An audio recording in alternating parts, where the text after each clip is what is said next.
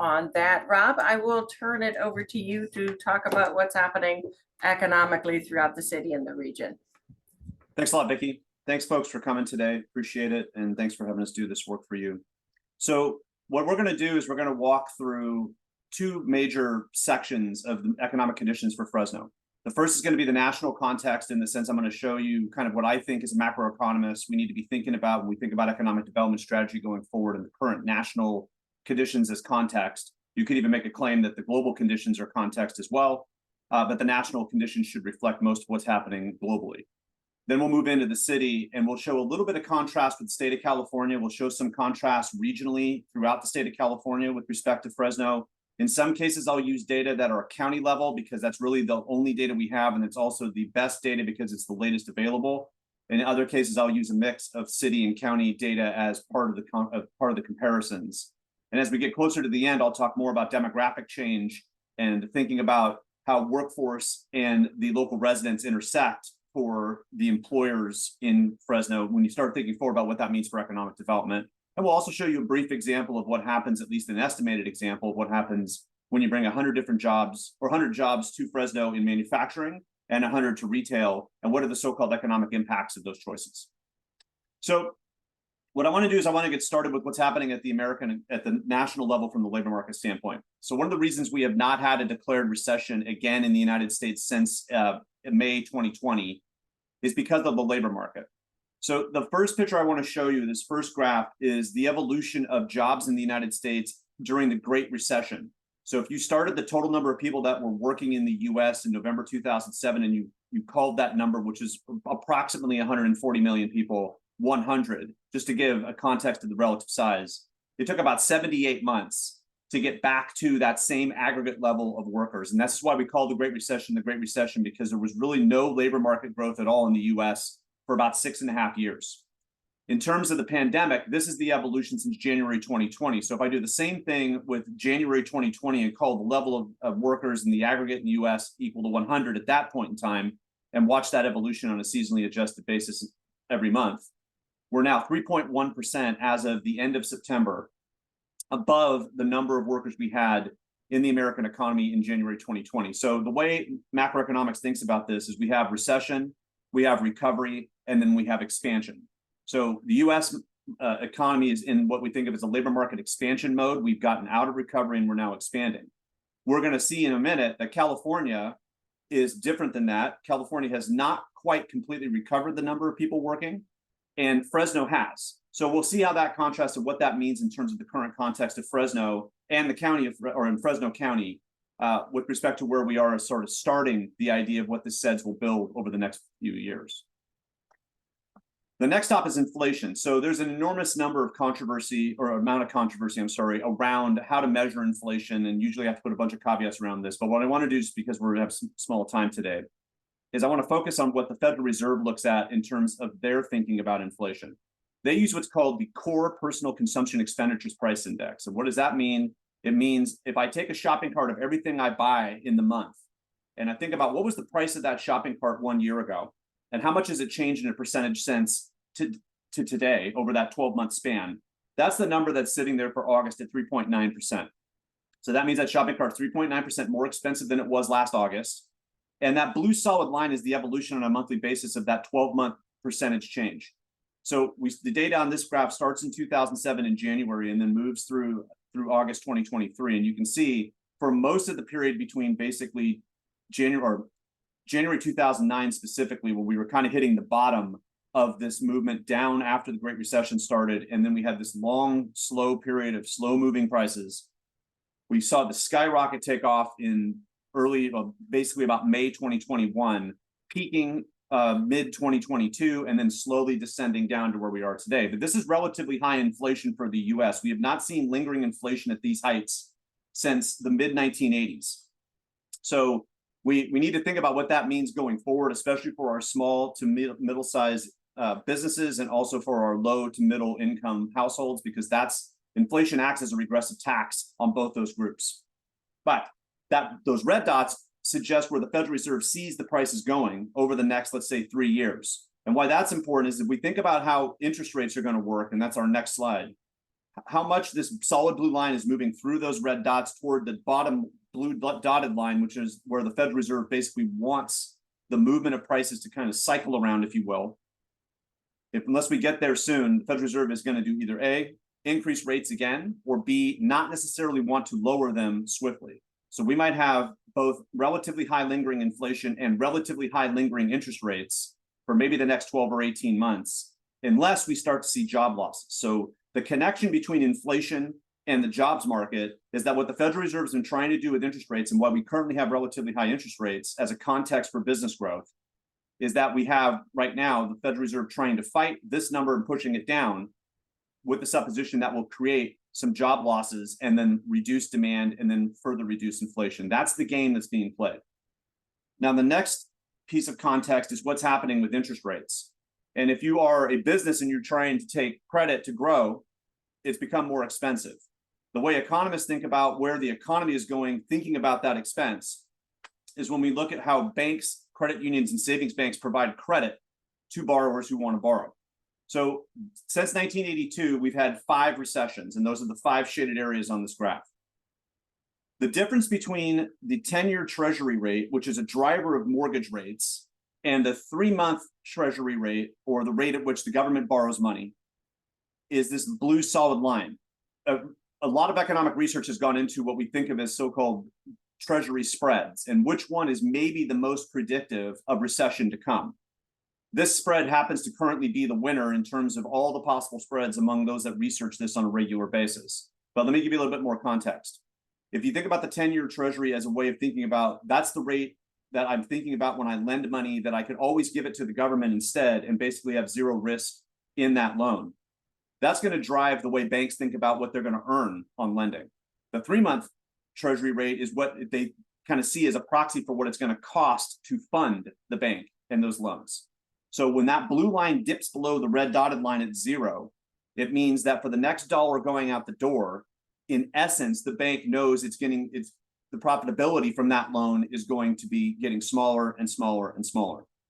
So the longer that blue line stays below the red dotted line, it normally is a precursor of recession, somewhere between 9 to 24 months on average. And that range is relatively wide because we've had 13 recessions now since the Second World War.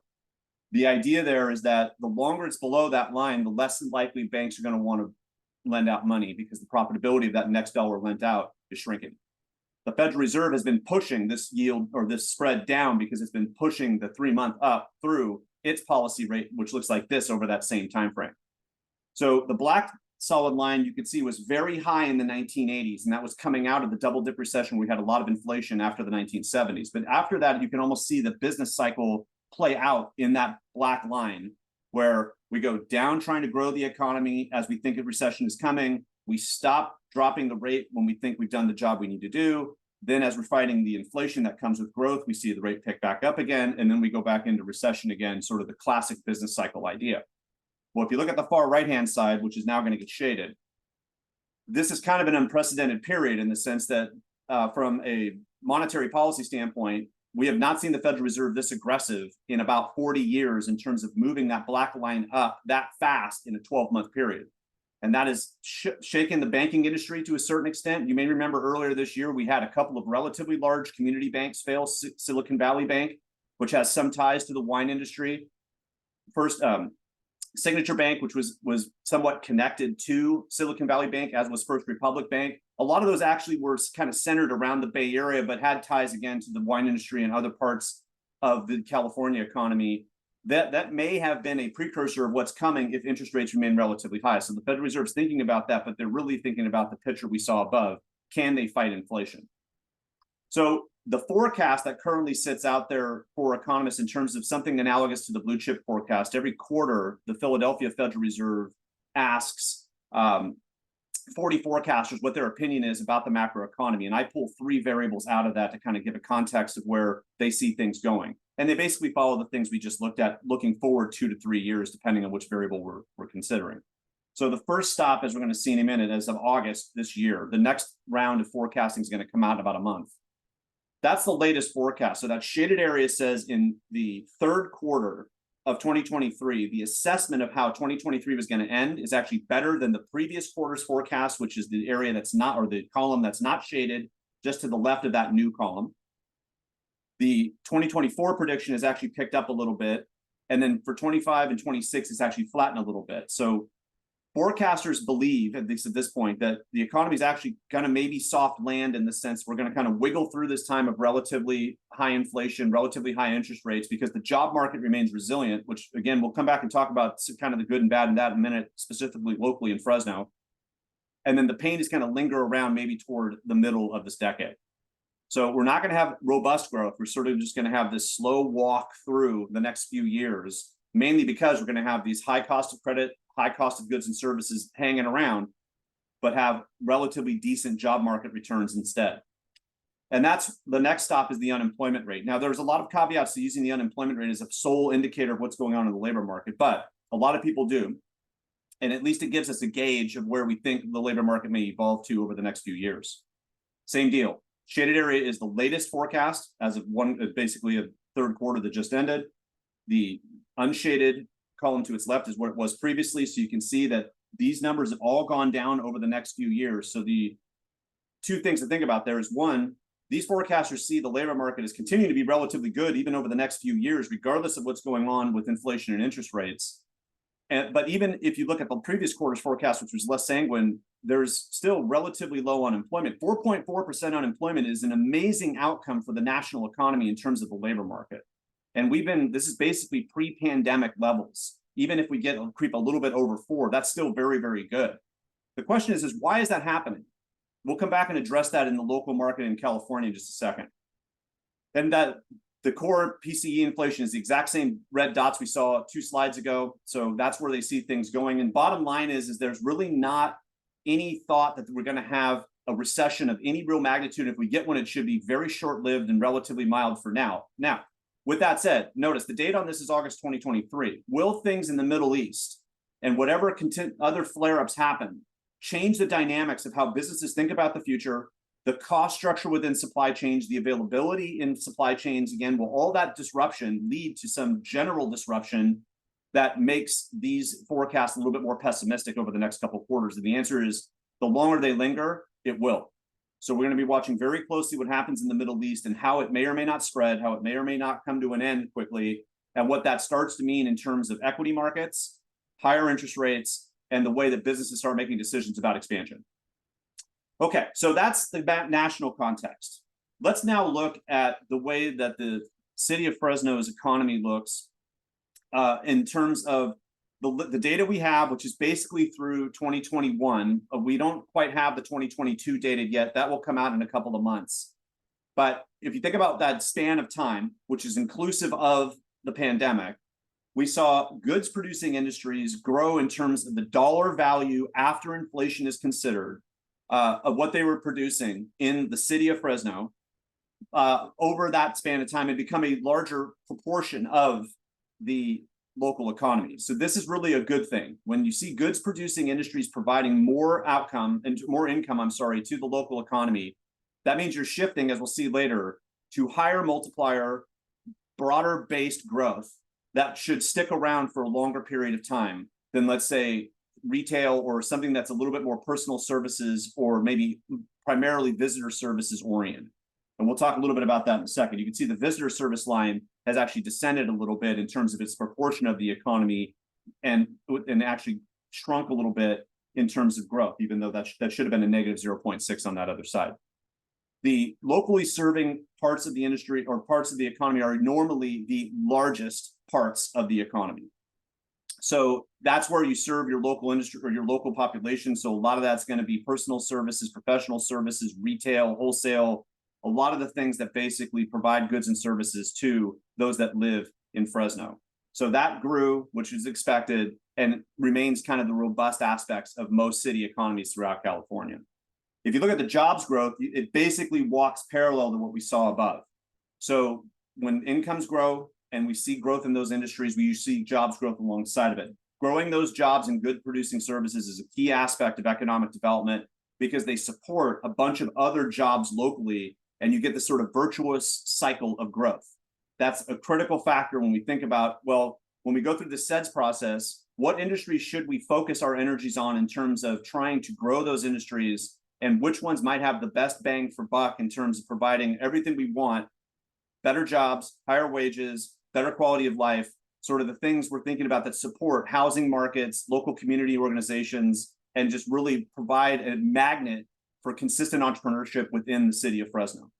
It doesn't mean that, let's say, retail or other lower multiplier or non-goods producing industries cannot do that, but manufacturing and construction tend to be really strong growth centers of a city economy once you start to provide the conditions and the infrastructure under which those businesses can grow and thrive. Okay, our next stop is looking at taxable sales. So we've had a wild journey in terms of the way that households have looked at their spending and the way visitors have come to town or not come to town over the last 3 years. If we look at what's happened over the last 2 years with taxable sales, we've gone, especially on that first one, which is building materials and garden equipment, which is kind of the archaic category that we use to have things like Home Depot and Lowe's. That's actually gone down over the last 2 years. But if I added 2020 to this, it would be almost break even or actually a little bit up, because 2020 was a very robust year for those types of retailers. If you look across the board, we've seen some decline, but that's after an amazing year in 2020. So we kind of had to expect some of that. You can see food services and drinking places, which is basically bars and restaurants, have picked back up again over that 2-year span because we reopened the economy in full. So we also expected that. Over the last year, this is what those changes look like. So we've really seen some comeback in food in bars and restaurants. Gas stations, some of that's driven, no pun intended, by two things. One is that we have people that are driving more because they're getting out more. There's more need to be in person. And so you're getting a lot of the commute patterns are coming back, as well as people driving as tourism. But the second thing is we've seen gas prices go up. So one of the hidden aspects of thinking about taxable sales in this way is you got to remember, these are not inflation adjusted categories. That's why it says current dollars in that title.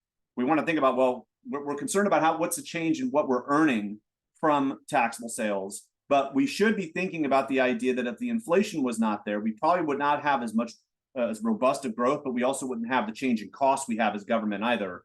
So that's kind of the trade-off there. It really just provide a signal of what are the categories in which we're actually seeing more spending or less. The all other retail outlets is everything else where retail happens. So things like convenience stores, fitness centers that have a retail point of sale, things that aren't in, let's say, a classic category that we think about in the way that the state of California reports taxable sales. That had a really nice comeback too, because a lot of those sort of final reopenings happened over the last 12 months, or really thinking over the last 18 months, in such a way that you saw retail pick up in those outlets. This is a look at tourism just through the lens of transient occupancy tax. Thus, you're really thinking about this through the lens of an overnight stay. But if you're going to engage a tourism strategy, you really want to put people in hotel rooms, because that's where the spending really starts to accelerate. So you're not going to push away day trippers to Fresno, but if you get them to stay, they leave a lot more revenue and a lot more tax revenue behind. And you can see this is basically a really good way of thinking about the state of California.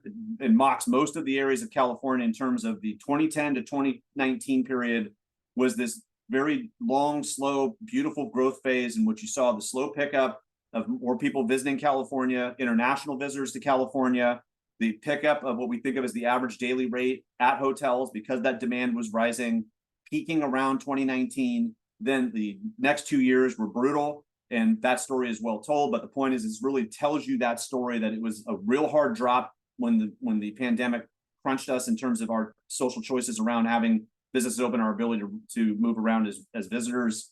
It lingered for about another 12 months and then started to pick up. So this also shows how resilient Fresno has been in terms of its ability to bring people back to Fresno, especially to stay overnight. That's a critical factor for our local hoteliers, and then the concentric circles of smaller businesses that serve visitors when they come to town. Okay, so now let's talk about the labor force and start thinking about what the conditions are with respect to workers and then the populace of the city of Fresno. But first, we're going to start with the state. State of California has lost population in the last 2 years, and we're probably going to hear in a couple of weeks that it lost it for a third year in a row, which is the first time in recorded history that California has lost population, because usually we have been a place that the world has come to live because of how thriving the opportunities are in the state. The pandemic changed that to a certain extent and maybe accelerated some trends that were already underway. That debate will go on with researchers for some time to come. But the way we usually think about labor markets, at least as economists, is the following way. The labor force is the number of people who are currently working or looking for a job based on whether or not they're gaining access to unemployment insurance or not, is the general rule. They have to be so-called actively seeking work. So that blue line shows the evolution in the state of California of that movement. And then you can see that same deal over the 2010 to 19 period. We basically saw this nice, beautiful growth coming out of the Great Recession, sharp cut. Then we had people trying to or wanting to come back to work. We had another tranche of federal payments to households that took people back out of work. We also had another shutdown in California. So the combination of those two reduced the labor force again. And then we've been growing ever since. But notice that that blue line does not quite get back to the pre-pandemic peak, which is right around February 2020. Okay. Now, the next stop is the number of people who are living in California and have a job. So what portion of that blue line is actually a working resident of California? And it's key that I said resident, as you're going to see in a minute. That orange line shows you that. So as the gap between these two lines shrinks, the unemployment rate in California gets smaller. And so we can see that that gap was really wide in 2010 coming out of the Great Recession and shrunk to a really small, nice number right before the pandemic, surged as a result of the pandemic, and then jobs started to slowly come back. And we had this sort of nice recovery period. But notice, again, on the far right-hand side, it's flattened out a little bit. So the state of California has really only created about 100,000 jobs over the last 12 months after bringing back about 2 or 3 million workers the previous 24 months from the downturn. And this is one of the flatter job growth periods we've seen in California over the last 20 or 25 years in terms of having a situation which we're not in a declared recession, but having very low jobs growth. Notice also the orange line has not quite got back above its peak. So in contrast to the national economy we saw on slide 1 of my time today, the California economy is still technically in labor market recovery mode because the number of people working in California that were residents of California have not quite come back up to the original peak. Now, part of that's population change, and that's number 3. So the black line represents the total people working for an employer in California. Generally speaking, for a state economy, if you pull your workers from the local, the state, and you really don't have any like cross-border opportunities, there's usually a pretty nice gap between the number of people that are residents working and the number of people who are employed in your state. That gap is closed as a result of the pandemic and then has really closed. And what that closure means is that there are people who are working in jobs in California for employers of California who live some other place. So we now are seeing more people who have moved away from California, kept their job in California, and that gap between the people that are working and living in California and working for a California employer has closed up. Now, that is, in a sense, an indicator of population shifts. So keep that in mind as we go through what's going on with Fresno and the county of Fresno. So our next stop is that. We're going to first look at the labor force. So same deal. The labor force is the number of people that are either working or actively seeking work, and they live in Fresno. This is the city. And while this looks kind of wild over that period, the two main ideas is that if you look at the left-hand axis, which is the city axis in terms of the number of workers, there's not a huge gap. There's about 8,000 to 10,000 people from sort of peak to trough between 2010 and 2019. And then we see the sharp cut after 2019. You can see it on the far right-hand side. And then Fresno recovered very, very well. And the number of people who are available for work has actually grown above and beyond where we were pre-pandemic. Now, that is in contrast to the state of California. The state of California has not had that happen yet. Fresno has. What that suggests is that people who are working people have moved to Fresno and are looking for work, or they have reemerged from walking away from the labor force, but there's more people available in Fresno in contrast to the state of California, which now has less for right now. This is the county of Fresno. So if you look at the county, which is on the far right-hand side, not as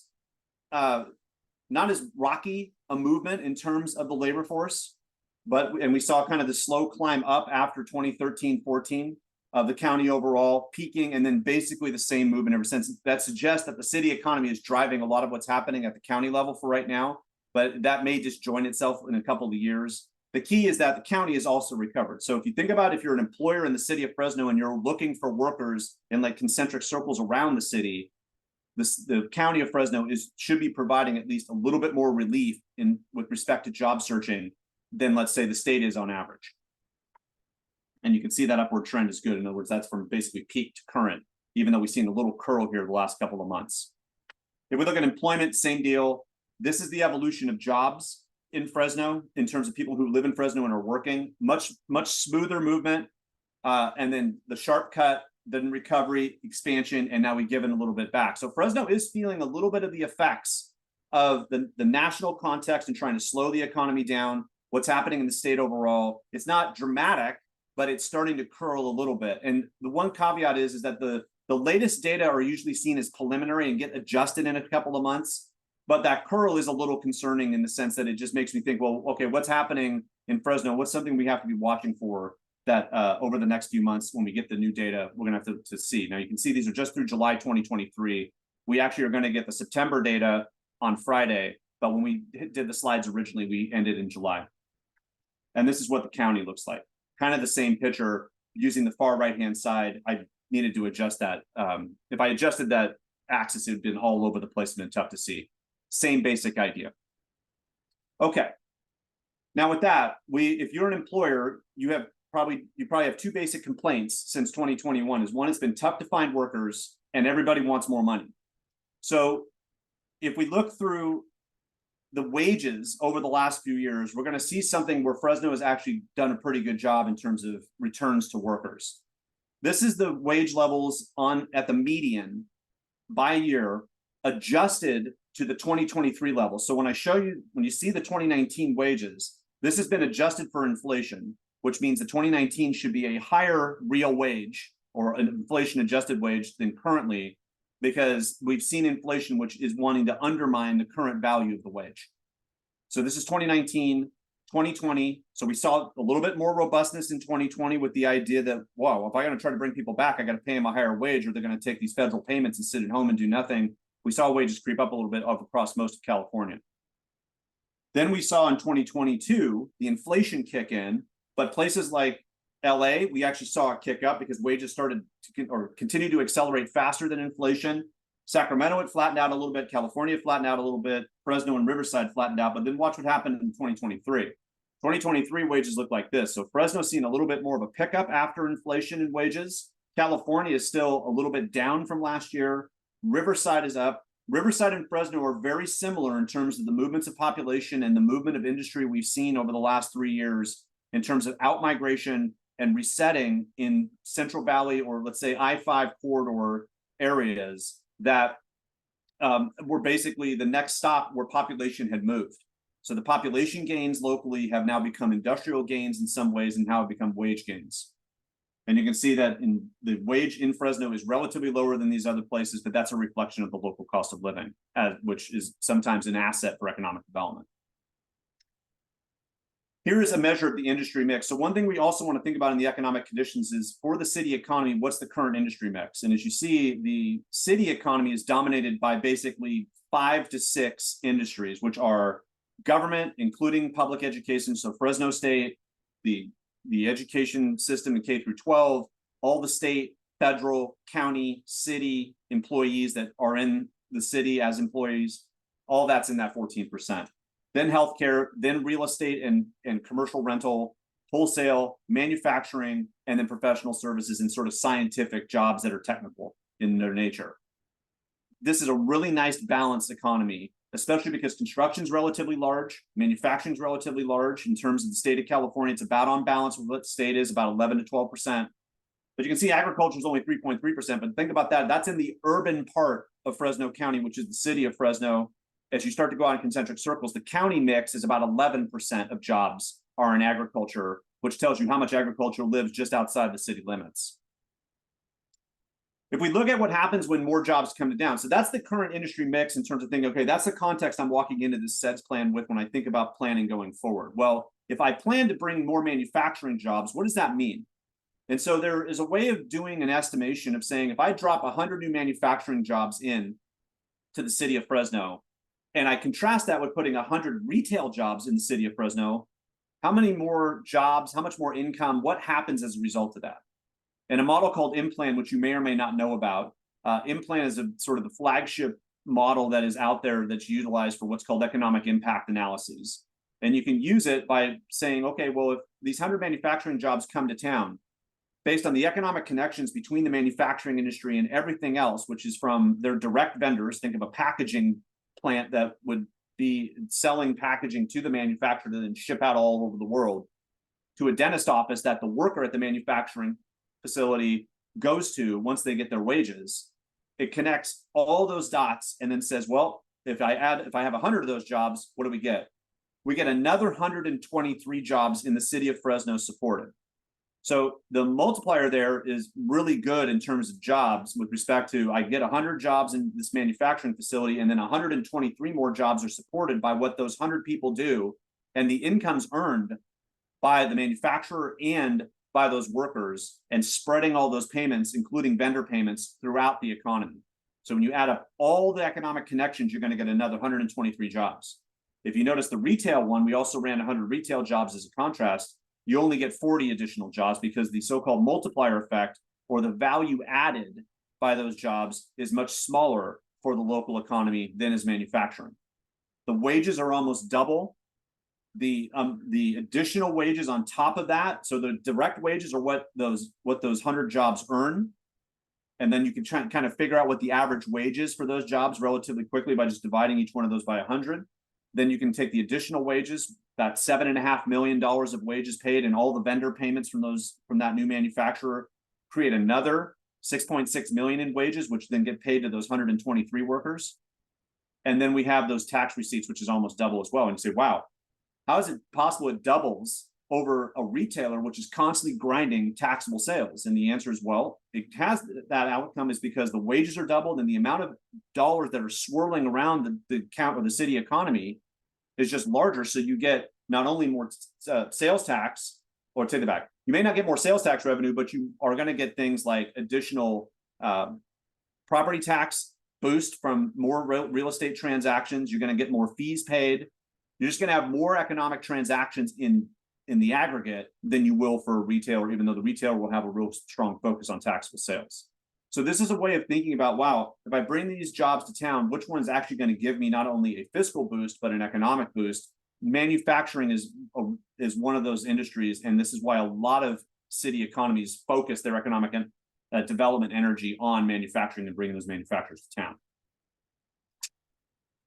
Anyway, we just said that. Cool. Let's walk through and start thinking about the demography. So we think about the growth of median household income, and we think about, okay, so that's great about the economy. What does it mean for the people that live here?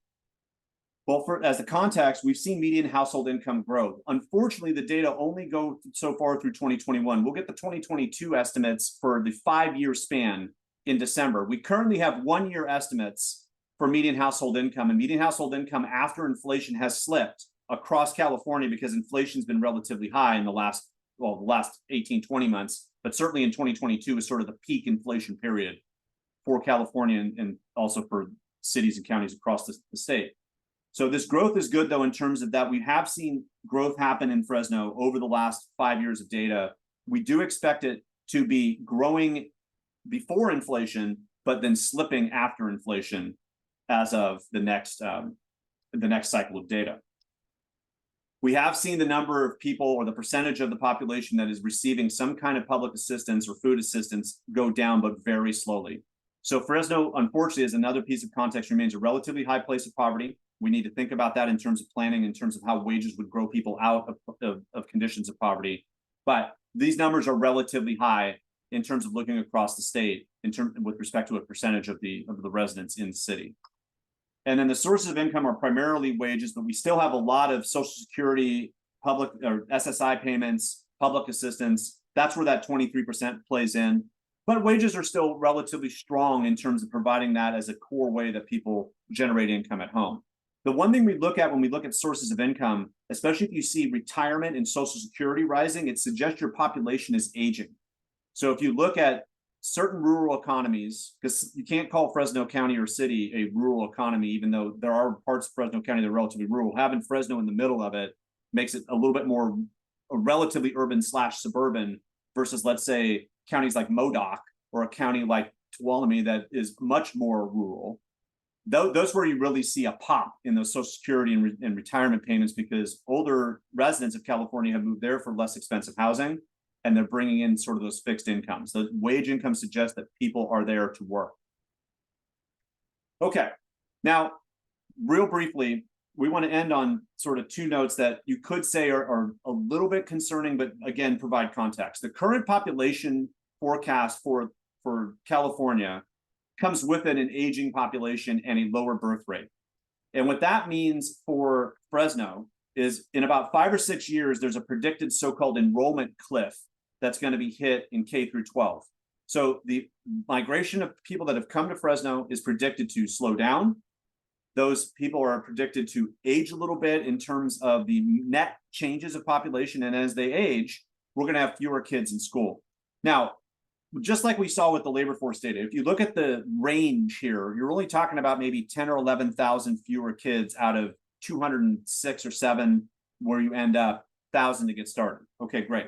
So that's still 11,000 kids, even though the percentage is relatively small. And it's a relatively dramatic change in the demographic forecast. This is what California looks like. California has already hit the cliff and is sliding down, because we've seen a much more dramatic population shift out of the state on average than we have in places like Fresno. So we're watching very closely whether or not we get the feedback from our local school districts that they're starting to see that evolution. And when that happens, it suggests two things are happening: that you have residents that have come to Fresno that are either aging in place or are already beyond their childbearing years when they get there, or they didn't come with kids in the first place. Or second, that when families come, they're basically done having kids, and the number of kids that will be available in Fresno is going to shrink. That's going to put more pressure on school districts in the current, at least the way they're currently funded. What that ultimately becomes from a longer term standpoint, and this is my last slide because it kind of leaves us with this thinking about the connection between economic and workforce development, is the talent pipeline. So for most of California since 2010, we've seen two phenomena take place. Is one, we've seen a slower growth of these first two sections, which is the talent pipeline. What is happening in your population that suggests you're going to be able to find indigenous workers from kids between the ages of 0 and 19 over the next 20 years? And how is that starting to boil up over that time? So that kind of tells you what you're kind of growing at home. The prime workers are the ones that just enter the labor force. And that's actually grown a little bit too over the last few years, and is predicted through 2050 to grow pretty well. But the bottom line is, you look at the farther side, notice the growth, especially over the next few decades, of those that are between 40 and 59, which is good, but 40 to 59 usually has fewer kids at home. And then 60 to 75, that growth, while it's good for folks that are aging and they are maybe available for work, it suggests the workforce is also aging. So, and that doesn't take a real lot of observation to go around. If you do an experiment and you look around at some retailers, you will see that there are older workers in places that 10 or 15 years ago you would have never seen that age of worker. And that's because the talent pipeline is shifting to an older age group, and you're also losing those kids, which just, again, is a function of what's happening here. So that's going to be exacerbated. And so one of the biggest challenges is, whatever strategies come out of the SEDS, how does that tie to an evolution of the workforce and an evolution of the industries to match themselves in such a way to sort of regenerate those first two columns, which are here. Where you really get the juice for a local economy from workforce development standpoint is in those first two columns. Even though it looks like that we're missing the 2010 column for the last three sections, those are lower in all three sections. Okay, so with that, I'm going to hand it over to Fawn, and folks, thank you again, and I'll await your questions at the end.